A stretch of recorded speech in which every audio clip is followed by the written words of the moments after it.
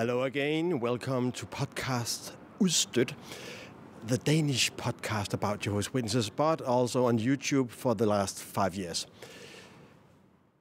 Now I'm standing right in front of where it all happened and happens again these 2 days more. This is Wednesday the 12th of February 2025. I've been here since Sunday. I have to leave now in the evening.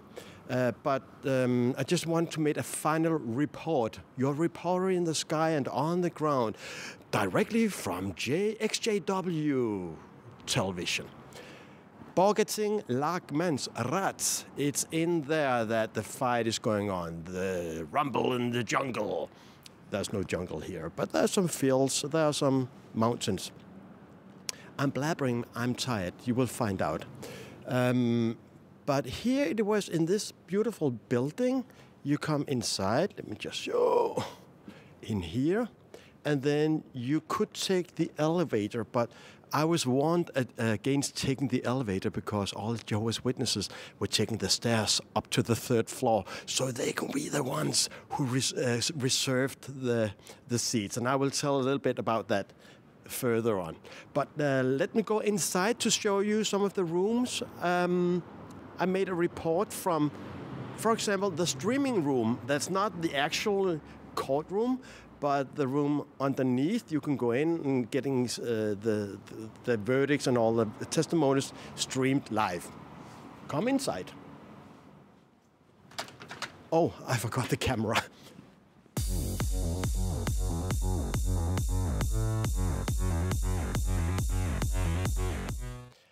Okay, so here we are wrapping up for today's streaming in this room.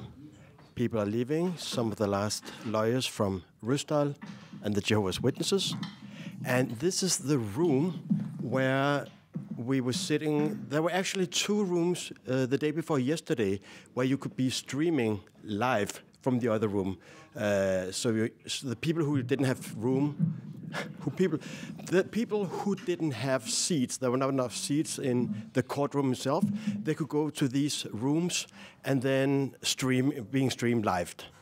And some were even allowed to sit by these nice screens, so you could sit here and follow it. It was very luxurious.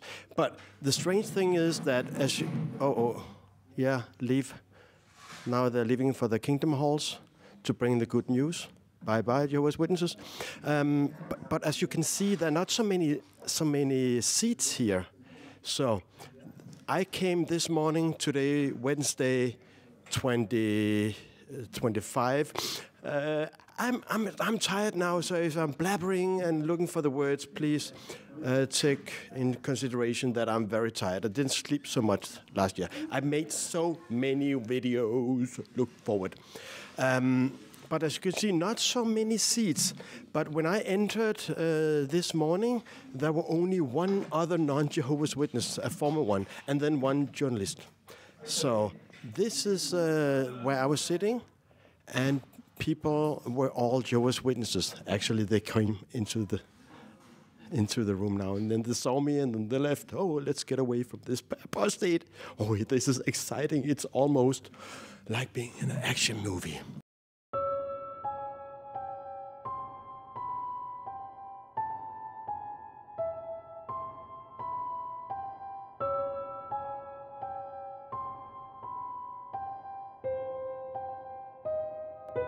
So, this was the room I was sitting in today, and if it's possible, if they didn't lock it, I will show you the room up here. If Rysdal is still there, maybe I can talk with him and ask him some questions. Now he's talking with some of the others. They don't know I can see them now. Wow, maybe something very interesting, something secretly they're talking about. Then I can prepare the lawyers from the state tomorrow. Look what I saw. No, okay. So let me go outside and see if I can film some more.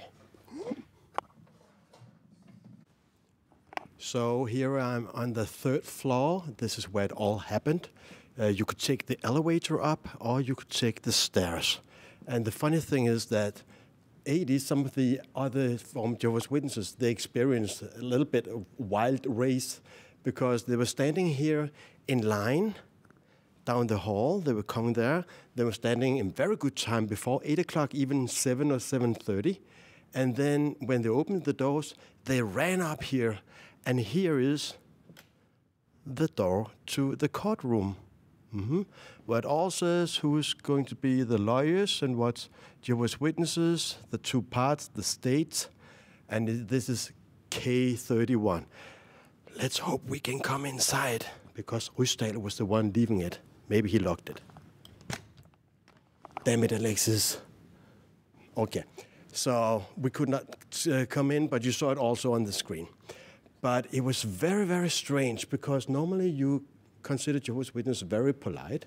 Let me see if I can put this camera down before I get cramps in my arm. Where can I sit? Okay, give me a moment. Much better. Well, when I come home to Denmark, I'm leaving tonight. This is Wednesday the 12th. Yeah. And I will make a little bit more update what happened inside the courtroom, what was said the day 1, 2, 3, 4, 5, and so on. Just a small summary, or small and small. It's going to be a long one, but I will try to take the most important part when I come home. But let me just tell you a little bit about the physical circumstances here. Okay, I arrived on Sunday, and until then, there has been this wonderful woman from Iceland, Adis, that I also met last year. And Adis took her mother to, of course, former Jehovah's Witnesses, and a lot of other former Jehovah's Witnesses from Iceland. And she's a fantastic woman. I was so happy that she could help me, because I was running around like a duckling without a head. And but she called me and she told me where to be. And she also said that this is this room. Now we are in this restaurant. Come here, Frank, and so on. And she arranged a lot of things for all the other JWs, ex-JWs. She was fantastic.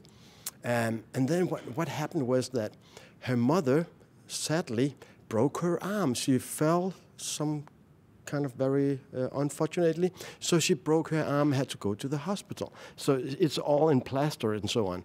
And this wild race comes in the morning when they open the door. Some of the Jehovah's Witnesses are trying forcefully. Okay, I have to be quiet. Who's there? Oh, they're listening. They're listening. Oh, my God. Oh, they're not Jehovah's Witnesses. I'm exaggerating a little bit, just for fun. They're okay. They're not so bad. But when they wanted to come in this room, the what's called some kind of a court officer opened the door. They were all trying to take some seats, because there are only around 30 seats left. And Adie's mother was there plastered, and they just pushed in front of her, the JWs, and she was. Someone wrote, she has a broken arm. It was a little bit dramatic there. I've never seen Jehovah's Witnesses like that. They were we want to take the seats. But then, of course, there are not enough seats for everyone, and then you can use, as I showed you downstairs, the live stream rooms. Okay. And then you come in, and not like in American courts where you have to put your hand on the Bible and swear to God that blah, blah, blah. They don't do that in the real world.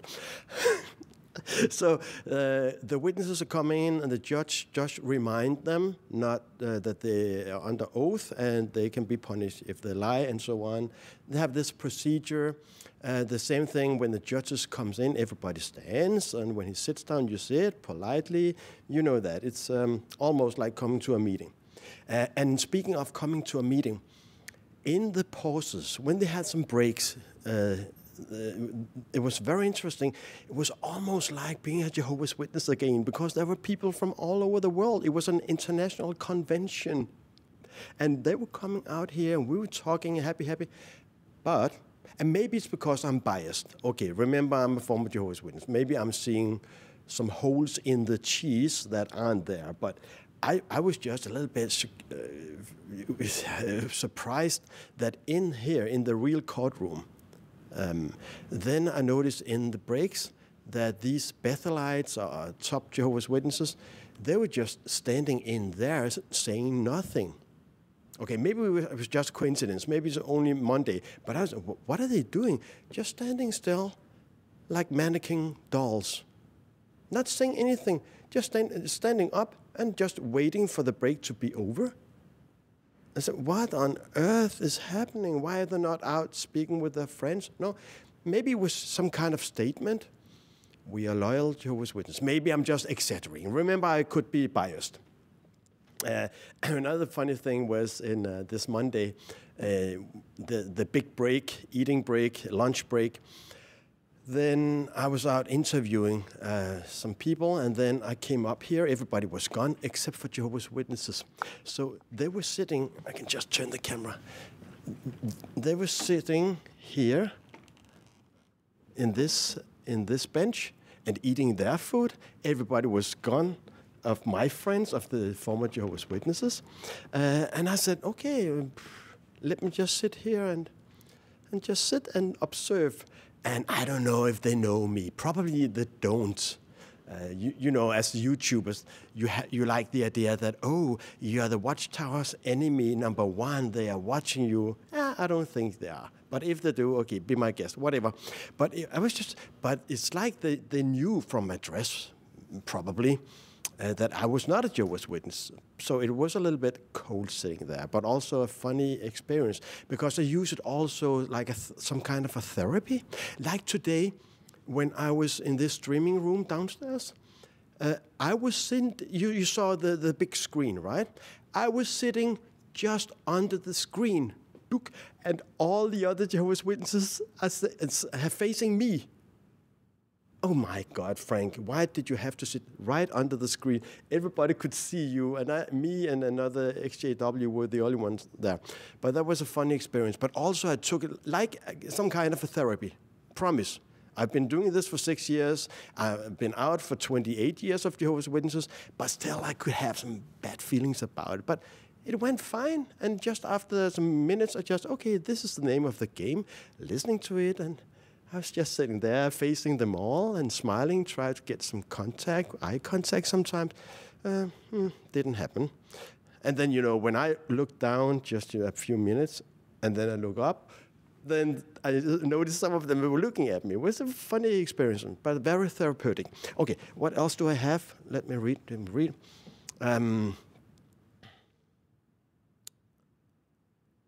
Yeah, I have a hidden gem for you. I have a very, very good story at the end of this video. So stay tuned, stay tuned. Do not jump to the end. You have to hear this first. But my experiences also in that, also last year, I was thinking, even though it's top Jehovah's Witnesses coming from Bethel and all this, they're very good examples. They're pioneers, they're special pioneers. You know, as a Jehovah's Witnesses, it's not so many years ago, David Splain from the governing body, he had this talk about avoiding criticism, avoiding, of course, apostates, but also do not read articles, do not believe the newspapers, they're in a pocket of ex-Jehovah's Witnesses, do not believe in the court, what they are saying, blah, blah, blah. Does it mean that if we learn that apostates are going to be featured on a TV program, we should watch it to see if what they say is true? No. It basically means to consider the source of the words. If they are the words of apostates, why would we believe them? Now think of it this way. You have a bottle on your shelf that's marked poison. Do you need to open it up, take a swig, to see if it really is poison? Believe what the label says. And now, the Jehovah's Witnesses, I know it from the top of the top, they're sitting in there, listening to testimonies of former Jehovah's Witnesses. What are they thinking deep inside? You know, it's all a facade. You know, you don't know if they jump out of the organization a week after.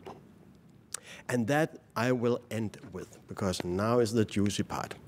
And I have been hesitating a little bit by telling this story, because actually, even though some Jehovah's Witnesses probably see me as a bad person, but I'm very aware that do not go after the man, go after the ball. I don't know what you say in English, but something like that we say in Danish. It's very important for me not to to point out some persons and some human beings are saying they are bad people. It's the organization, it's the top, it's the governing body that I'm criticizing, okay? So I always beep out names, I always blur faces and so on. So I've been hesitating telling you this story because I don't think anybody else has. But after a year, I just checked up on it and it's still valid. Okay, are you ready? Are you ready? And I'm not going to mention names. Last year in court, in the city court, now it's the high court. You know, give me a bed. Last year, there were a Watchtower lawyer present, okay? A Norwegian one. And of course he didn't speak. That was Oslo, that were the worldly lawyers who had this privilege of speaking, but he was feeding them, he was sending notes and so on. He's this little Watchtower guy. And a good example, probably elder. I think he was an elder. Doesn't matter, whatever. He worked free for Watchtower. Less than a month after the trial, even before the verdict last year, suddenly this guy left Norway, went to Thailand, new girlfriend, new life, disfellowshipped. And he did not just leave Norway, he left his wife and 2 children. Like this, less than a month. And I'm not telling you this just to give some gossip. It's a juicy part. It is a juicy part, I know. But that is not my motive. He was defending the Watchtower's right to disfellowship. He was a good example. Everybody looked up to him. Oh, this is brother, the lawyer, elder, blah, blah. And only a month after, bye-bye wife and children, let me go directly to Thailand. What? And I know for sure, the first time I heard about it was an internal group. And there were some PIMOs that also know about it because they were sending out in his congregation to everybody on a text message, please help this sister and children. Her husband suddenly left her, blah, blah, blah, blah. A lot of gossip. But he was a lawyer.